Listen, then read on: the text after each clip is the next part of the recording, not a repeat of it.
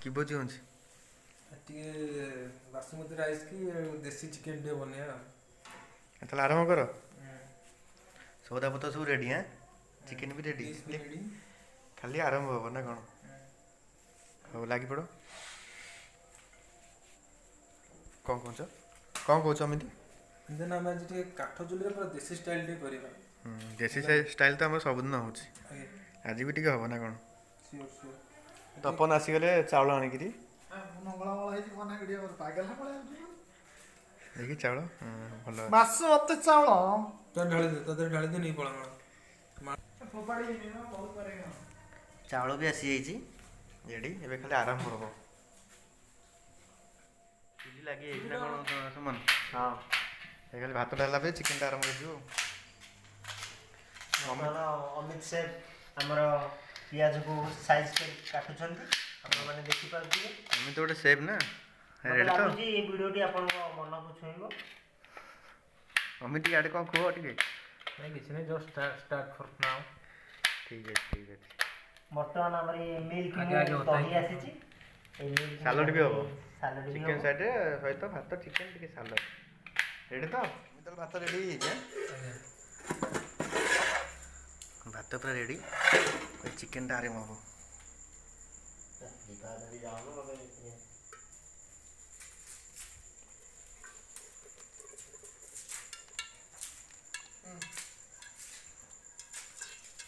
Ready ହେଇଗଲା। ବର୍ତ୍ତମାନ ତପନକୁ paste କରି ଆଣିଛନ୍ତି। ଅଦା ରସୁଣ ପୁରା ଗ୍ରାଇଣ୍ଡିଙ୍ଗ। ରସୁଣ ଗ୍ରାଇଣ୍ଡିଙ୍ଗ କରୁନୁ କି? ଗୋଟା ମସଲା ଟିକେ ଆରେ ରସୁଣ ଗାଣ୍ଡି ଗଲୁ ଆଉ ପୂର୍ବ ପଡ଼ି କ'ଣ ଗୋଟା ମସଲା ପଡ଼ିଯାଇଛି। କହୁନୁ ପିଆଜ ଟିକେ ଆଣ। ପିଆଜ ଟିକେ ପକେଇବା ନା କ'ଣ? ତେଲ ପାଚିଗଲାଣି। ତେଲର ଫୋମ୍ଟା ଉଠୁଛି, ଟିକେ କମିଗଲା ପରେ ଆମେ ପିଆଜଟା ପକେଇବା। ଓହୋ, ଠିକ୍ ଅଛି। ପିଆଜ ପୁରା ରେଡ଼ି, ଧରା ହେଇଯାଇଛି। ଯାଉନ ଆଣିକି ସୁମନ, ତମେ କ'ଣ କହିବା ପାଇଁ ଚାହିଁବ? ମୁଁ ଏତିକି କହିବାକୁ ଚାହିଁବି କି ଯେହେତୁ ମୋର ସାଙ୍ଗଟି ନୂଆ ଭିଡ଼ିଓ କରୁଛି, ଆପଣମାନେ ତାକୁ ସାହାଯ୍ୟ କରନ୍ତୁ। ଲାଇକ୍ ସେୟାର ସବସ୍କ୍ରାଇବ୍ କରନ୍ତୁ, ଆଉ ନୂଆ ଭିଡ଼ିଓ ଆପଣମାନେ ଦେଖନ୍ତୁ, କିଛି ଶିଖିବେ ବି, ଭିଡ଼ିଓରୁ କିଛି ଶିଖିବେ। ଠିକ୍ ଅଛି, ଧନ୍ୟବାଦ। ଆଜ୍ଞା।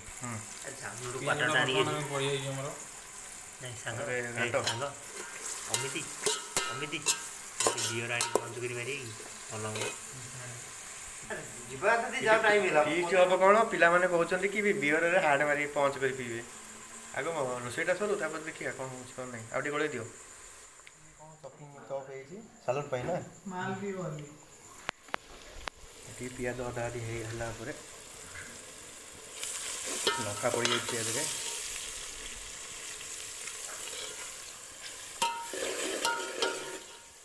ଏବେ ଅଦା ରସୁଣ ପକେଇବା। ଅଦା ରସୁଣ ପକାଅ। ଆଉ ଟିକେ ପିଆଜ ହବ। କିଏ କରିଦେଲ? ଅଦା ରସୁଣ ପକେଇବା। ସିଲୁ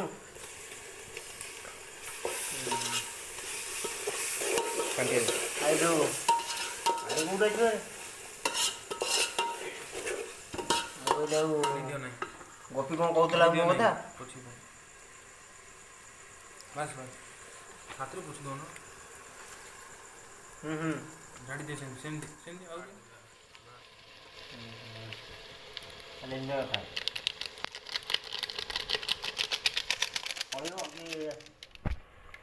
ଏବେ ସବୁ ମସଲା ଟିକେ ପକେଇଦେବା, ଆଡ଼୍ କରିଦେବା। କାଟିକି କ'ଣ କହୁଥିଲା କି? ସବୁ ମସଲା ଆଡ଼୍ ହେଇଯାଇଛି। ଏବେ ଖାଲି ମସଲାଟା ଟିକେ କ'ଣ ଏଇଟା ପଡ଼ିଲା ଜିରା ମସଲା।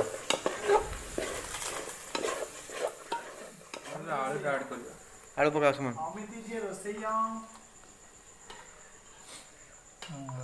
भोसड़ के आलू अभी डालता है।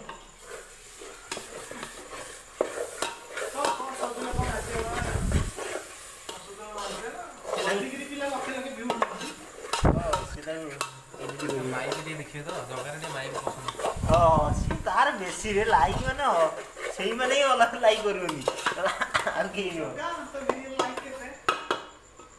ये सब जो काटिया पड़ियो, सब काटिया पड़ियो।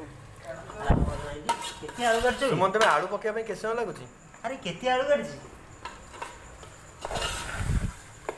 आलू रे हाथ दे तू आलू को दे खाली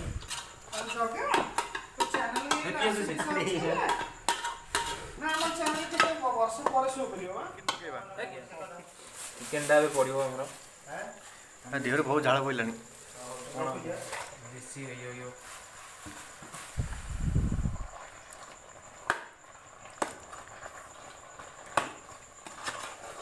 ଚିକେନଟା ଆଡ଼ ହେଇଗଲା।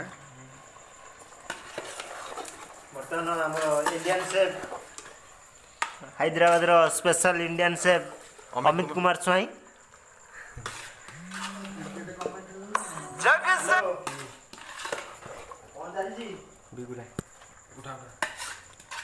ଏବେ ଗୋଳେଇକିରି ଦେଇଦେବା ଷ୍ଟିମ୍ ଦେଇଦେବା। ଚିକେନ କଷା କଷ ଚାଲିଅଛି। ଅମିତ କ'ଣ କହିବ ଚିକେନ? କିଛି ନାହିଁ ଅମିତ ସେଫ୍ଙ୍କର ହେଲ୍ପର ମଧ୍ୟ ଜଗା ବାବୁ ଚିକେନ ଅଧା ଅଧି କଷା ସଜାଇଛି ନା? ହଁ ଜଷ୍ଟ ଯାହା ବି ହେଲେ 30 ମିନିଟ୍ସ ଲାଗିବ। ହଉ ଟିକେ ଗୋଳେଇକି ଷ୍ଟିମ୍ ଦେଇଦେବା।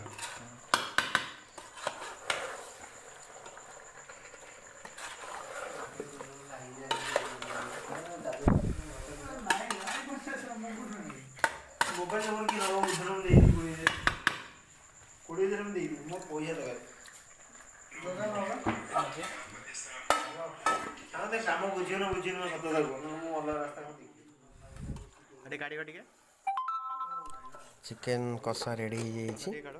ଏବେ ଟିକେ କାଢ଼ିବା ଅମିତ, ଟିକେ କାଢ଼ିକି ଟେଷ୍ଟ କରିବା କେମିତି ହେଇଛି ଚିକେନ କଷାଟି। ଆଳୁ ବି ସିଝି ଯାଇଛି, ଆଳୁ ପୁରା ରେଡ଼ି। ଏବେ ଚିକେନ ଟିକେ କାଢ଼ିବା, ଆଉ ଟିକେ କାଟିବା।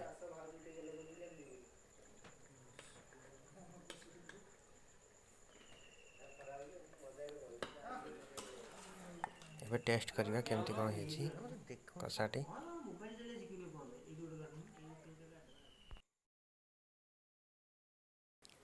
ଚିକେନ ପୁରା କମ୍ପ୍ଲିଟ୍, ସାଲାଡ଼ ବି କମ୍ପ୍ଲିଟ୍ ହେଇଯାଇଛି।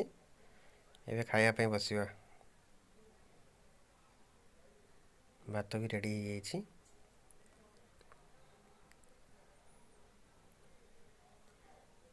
ଏବେ ଖାଇବା ବାଢ଼ିବା, ପିଲା ସବୁ ବସିଲେଣି।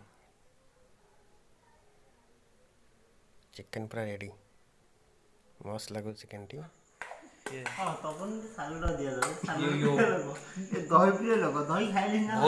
ବହୁତ ସମୟର ଅନ୍ତ ଘଟିଲା, ଦେନ୍ ଖାଇବା।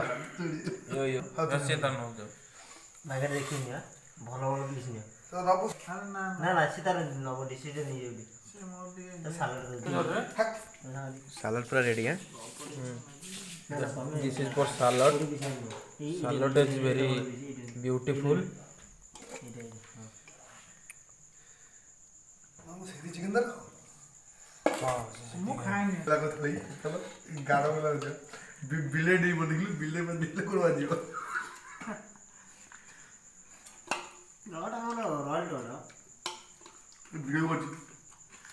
ଆଳୁ ଦେ ଝୋଳ ନେଇଗଲ 2 କିଲୋ।